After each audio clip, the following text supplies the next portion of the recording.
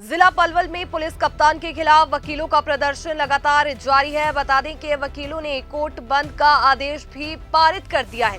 पिछले कई दिनों से वकील पलवल एसपी के खिलाफ लगातार धरना प्रदर्शन कर रहे हैं। एसपी पलवल का पुतला फूंकते हुए पुलिस कप्तान पर इस दौरान गंभीर आरोप भी लगाए। बता दें कि रंगदारी और झूठे मुकदमों के लिए वकील जो है वो धरना प्रदर्शन कर रहे हैं। तो वहीं इस पूरे मामले पर अधिक जानकारी के लिए हमारे साथ पलवल जिला बार एसोसिएशन के वरिष्ठ अधिवक्ता चंद्रशेखर रावत जुड़ गए हैं। रावत साहब, क्या वजह है कि पलवल बार एसोसिएशन को ये बड़ा फैसला लेना पड़ा है और क्या कुछ ये पूरा मामला है? तो मैडम एक्चुअली ये 7 दिन से हमारे बार में स्ट्राइक चल रही है कंटिन्यूस जी। और हमारे शहर में एक नए एसपी साहब आए हैं, नए हैं, युवा हैं, तो उस जोश की वजह से उनका थोड़ा बात करने का तरीका बड़ा अजीब सा रहता है जी। उनका बिहेवियर ना सिर्फ अपने पुलिस स्टाफ में और यहाँ तक कि एडवोकेट्स की जो सोसाइटी है, बड़ा इलीट ग्रुप है, उसमें भी बड़े बदतमीजी से वो लोग पेश आते हैं। तो इसमें बड़ा साधारण सा मुद्दा था कि भाई हमारे वकील साथी जिनकी अपनी प्रॉपर्टी थी जी। उसके अंदर उनकी गाड़ियां खड़ी हुई थी और गांव वालों ने उनके ऊपर अटैक किया और उल्टा इन्होंने 307 का पर्चा उन वकील साहब के ऊपर दर्ज कर दिया। जी।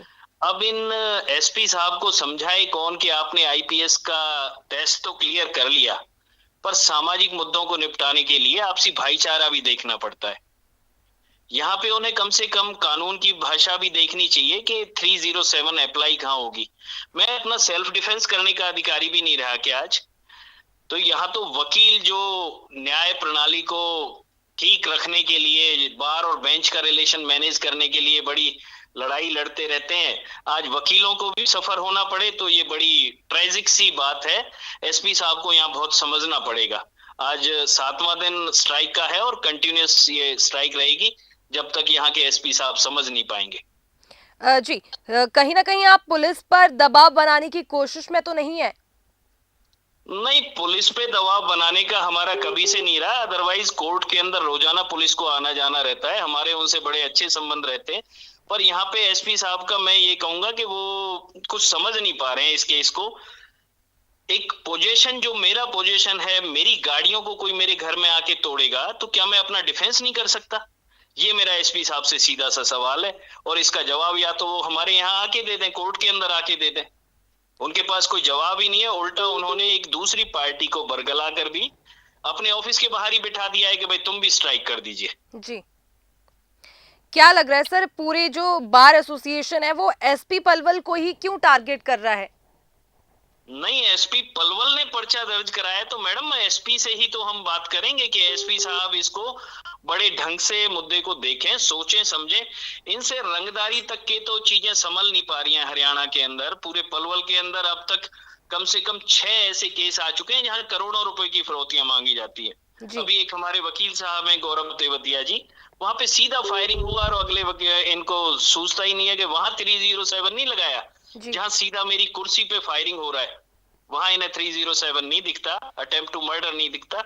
बाकी ये साधारण सी चीज जहां मुझे अपना डिफेंस करना है वहां 307 लगा देते हैं। जी, क्या लगता है सर, अब जो आगामी रणनीति है वकीलों की वो क्या रहने वाली है? क्योंकि कहीं ना कहीं कानून व्यवस्था की अगर बात करें तो जो वकील होती है, अदालत होती है और पुलिस होते हैं, एक दूसरे के पूरक होते हैं।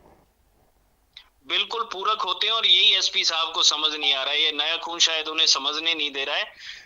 कुछ चीजों में वो बड़े अच्छे भी हैं पर आज तक उनसे पूरे पलवल का इंक्रोचमेंट तो हट नहीं पाया, वकीलों के मुद्दों को सुलझा नहीं पा रहे हैं। डेफिनेटली कोई बड़ा कदम वकील उठाने को मजबूर हो जाएंगे और पूरे भारत में भी स्ट्राइक होने का देखिए बहुत जल्दी टाइम आएगा। जी सर, अब से कुछ ही दिनों बाद जो है वो बार एसोसिएशन के चुनाव भी होने हैं, तो क्या लग रहा है, क्या स्थिति देखते हैं?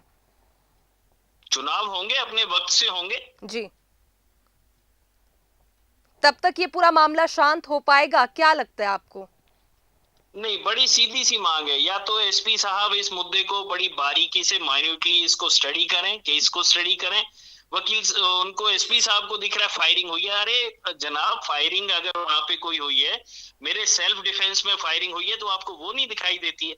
ये उन्हें बड़ा समझना पड़ेगा बारीकी से। मेरे घर में आके कोई मुझे गोली नहीं मार सकता। ये अधिकार कानून ने मुझे दे रखा है कि मैं अपना बचाव कर सकूं। और एसपी साहब को बस इतना सा समझना है, पर अपने घमंड में वो समझ नहीं पा रहे हैं। जी, क्या लगता है सर, कब तक ये जो पूरा मुद्दा है शांत हो पाएगा, या एसपी साहब की ओर से कोई जवाब ऐसा आएगा जिससे आपको संतुष्टि हो? नहीं, एसपी साहब की तरफ से एक बार भी अभी तक ऐसी कोशिश नहीं हुई है कि इस मुद्दे को सॉर्ट आउट किया जा सके। जी। उल्टा उन्होंने इसे भड़काने के लिए पातली गांव से कुछ लोगों को बुलाकर ये धरने पे बिठाया है, जिससे कि ये इसको पोलराइज किया जा सके, जी। इसको अलग अलग मुद्दे को भटकाया जा सके। ये इन्हें जब तक नहीं समझेंगे एसपी साहब, तब तक ये चीजें इनके खिलाफ होती रहेगी। जी, बहुत बहुत शुक्रिया सर हमारे साथ बातचीत करने के लिए। धन्यवाद, बहुत बहुत धन्यवाद। तो वहीं देखिए, इस पूरे मामले पर बातचीत हमारे साथ जिला बार एसोसिएशन के वरिष्ठ अधिवक्ता चंद्रशेखर रावत ने की, जिन्होंने गंभीर आरोप जो है वो पुलिस कप्तान पर लगाए। साथ ही उन्होंने यहां पर न्याय की मांग भी की है, और साथ ही कहा है कि जो पलवल के एसपी है उनका जो बर्ताव है वो बिल्कुल सही नहीं है, और जिस तरह की मांग वकीलों की ओर से यहां पर की जा रही है, तो कोई संतोषजनक जवाब जो है वो भी एसपी की ओर से अभी मिल नहीं पाया है।